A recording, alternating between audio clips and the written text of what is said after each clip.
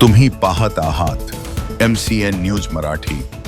जळगाव जामोद नगरपालिका निवडणूक 2 डिसेंबर रोजी पार पडली, परंतु विविध कारणांनी लांबणीवर पडलेल्या नगरपरिषद सार्वत्रिक निवडणुकीसाठी उर्वरित जागेकरिता 20 डिसेंबर रोजी मतदान होणार असून 21 डिसेंबरला मतमोजणी होणार आहे। यामध्ये जळगाव जामोद शहरातील 3 प्रभागांसाठी मतदान होणार असून निवडणूक प्रचाराची रणधुमाळी अंतिम टप्प्यात आहे। जळगाव जामोद पालिकेतील प्रभाग क्रमांक 10 क मध्ये भाजप स्वबळावर लढत असून त्यांच्या मित्रपक्षातील शिवसेना शिंदे गट हे सुद्धा रिंगणात आहेत। तसेच आघाडीत सुद्धा बिघाडी झाल्याने एक आघाडीतील मित्रपक्ष उद्धव बाळासाहेब ठाकरे शिवसेना गटाचे उमेदवार मैत्रीपूर्ण निवडणूक रिंगणात आहेत।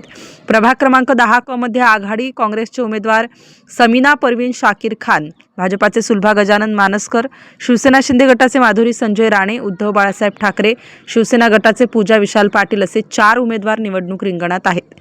या प्रभागात एकूण मतदान 2198 झाले असून हिंदू बुद्धिस्ट मतदान 1180 तर मुस्लिम मतदान 1018 झाले असल्याने अधिक चुरस निर्माण झाली आहे। सदर प्रभागात मुस्लिम उमेदवार 1 असून भाजप उभाटा शिवसेना शिंदे गट असे 3 उमेदवार असल्याने हिंदू मतांची विभागणी झाल्यास काँग्रेस उमेदवाराचा विजय या ठिकाणी होणार असल्याची चर्चा शहरात होत आहे।